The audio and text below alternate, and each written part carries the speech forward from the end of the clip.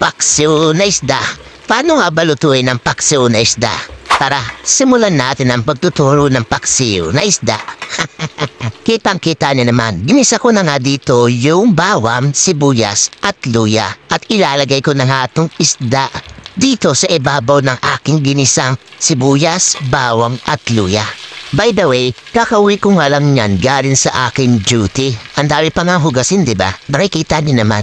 Ito kasi yung way ko para makatipid ako sa pang-araw-araw. Kita niyo naman, ang mahal kasi ng bilihin sa kalenderya. Hindi naman kasi ako anak mayaman. Tama na sa akin yung marunong akong makontento sa buhay. Tignan niyo naman yung ginagawa ko habang nagluluto nga ako, nagbibideo pa ako niyan. Double purpose ba? Napaka-talented ko, diba? At aayusin ko na nga dito yung kamada na aking nilagay na isda. At naayos ko na nga. Siyempre, maglalagay muna tayo ng silver swan na suka. Siyempre, sa paglalagay natin ng suka, dapat sakto lang. Kung halimbawa magkulang, pwede pa natin dagdagan. O, diba?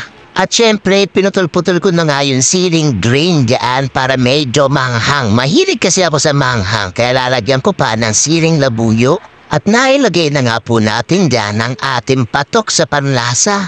At syempre, lalagyan po natin muna yan ng isang basong tubig. Hanggang din lang muna. Kung halimbawang magkulang man, pwede natin dagdagan. O diba? Pero nasa inyo pa rin ang desisyon kung gaano karami ang tubig na ilalagay nyo. At syempre, naggayat na nga ako dyan ng isang pirasong talong para kahit papano may gulay tayong kakainin. At naglagay na nga rin po ako dito ng asin, pampalasa sa aking paksiw.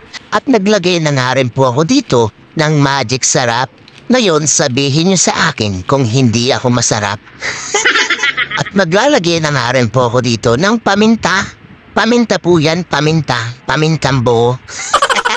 At pagkatapos doon, wala na nga po tayong rekado na ilalagay, kaya tatakpan na po natin at hihintayin na po natin kumulo. At kumulo na nga, hindi ba kayo nagtataka kung bakit mapakarami ng isda na akin binili? Siyempre, pandalawang araw na yan, kung saswertehin, 3 araw pa yan. Ganun kasi ako klase magtipid. Yung kakainin ko ngayon at yung babaunin ko sa trabaho, pati sa pag-uwi ko kasama na dyan. O diba? Napakatipid. At bago nga po pala magtapos ang aking kwento, gusto ko nga lang pong pasalamatan yung nagbigay ng kaserola na yan na si paring JB.